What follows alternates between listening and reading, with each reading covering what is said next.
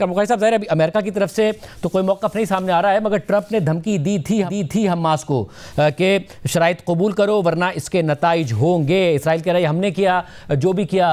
कितना संगीन मामला है ये कि पहले ज़ाहिर है लबनान हो, शाम हो, दीगर ममालिक में तो मुसलसल बमबारी कर रहा था और गज़ा में भी, मगर कतर में बमबारी करना।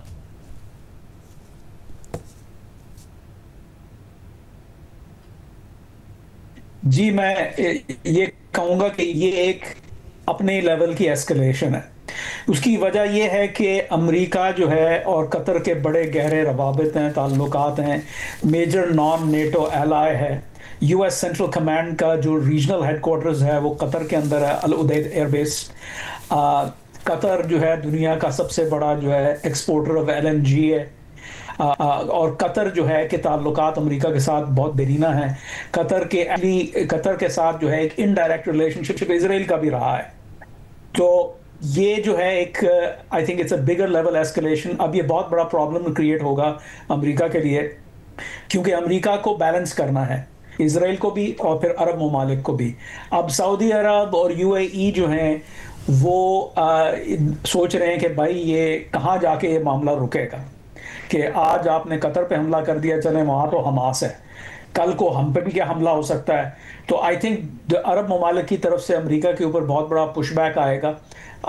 और ये अब ट्रंप इंतज़ामिया के लिए एक बड़ा मुहिम्मा होगा। इस वजह से मैं समझता हूँ कि इट्स नॉट रियली क्लियर कि ट्रंप इंतज़ामिया ये चाहती थी या नहीं चाहती थी। It's not very clear at this point. It doesn't make sense मौजूदा इस वक्त जो हम जिस मुकाम पे खड़े हुए हैं, जहाँ फॉग ऑफ वॉर जो है बहुत थिक है और हमारे पास कोई ख़ास इंटेलिजेंस नहीं है कि इसके पीछे पूरी क्या हिकमत अमली कार फरमा थी। और साहब, और ये जो अरब ममालिक हैं इनके लिए है कितना बड़ा कंसर्न, क्योंकि सिक्योरिटी के लिए, अपनी सिक्योरिटी गारंटी के लिए ज़ाहिर है ये अमेरिका की तरफ देखते हैं। और माजी में हमें ये भी नज़र आया कि अगर अब्राहम अकॉर्ड्स की बात कर रहे थे ट्रंप, तो काफ़ी कंसीड किया अरब ममालिक ने। वो कह रहे थे जी 2 स्टेट सॉल्यूशन की बात हो जाए, मुत्तहिदा अरब अमारात वगैरह तो कबूल भी कर लिया। एक ऑलमोस्ट पॉलिसी ऑफ अपीजमेंट लगती थी जिसने वर्क नहीं किया। ये कितना कंसर्निंग है? जी, ये बिल्कुल उनके लिए कंसर्निंग है, क्योंकि अब देखें, सही है आपने कहा कि इन ममालिक का इन्हिसार अमेरिका पे है अपनी नेशनल सिक्योरिटी के हवाले से। तो अब जब इन पे ये हमला हुआ है ये कतर के ऊपर, और it's a bad president in the sense के जो है ये सऊदी अरब के लिए जो ना ये बैड प्रेसिडेंट है, यूएई और दीगर और जो अरब ममालिक है वहाँ पे, कि भाई कल आज ये है तो कल के क्या हम पे भी हमला होगा।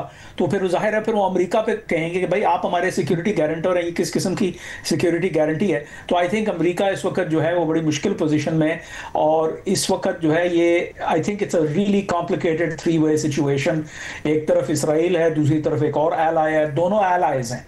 और जो है इससे पहले ईरान पे हमला हुआ तो चले, ईरान जो है वो इजराइल के भी खिलाफ है, अमेरिका के भी खिलाफ है।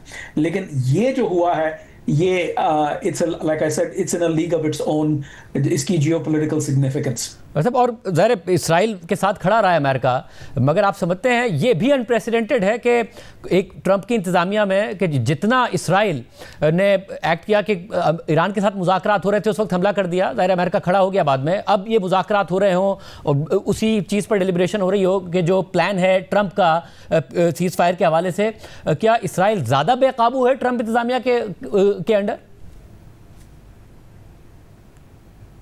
देखिए, आई थिंक कि चूंकि वो इस कदर केओस है रीजन के अंदर और फिर जो है पूरी दुनिया के अंदर, अमेरिका मल्टीपल फ्रंट्स पे इस वक्त जो है डील कर रहा है, चीन के साथ कर रहा है, अब भारत के साथ भी एक जो है ना मुहिम्मा चल रहा है, रूस और यूक्रेन का तो बड़ा अरसे से चल रहा है, फिर मिडल ईस्ट की वॉर जो है वो बहुत ज़्यादा उसमें शिद्दत आती रही है।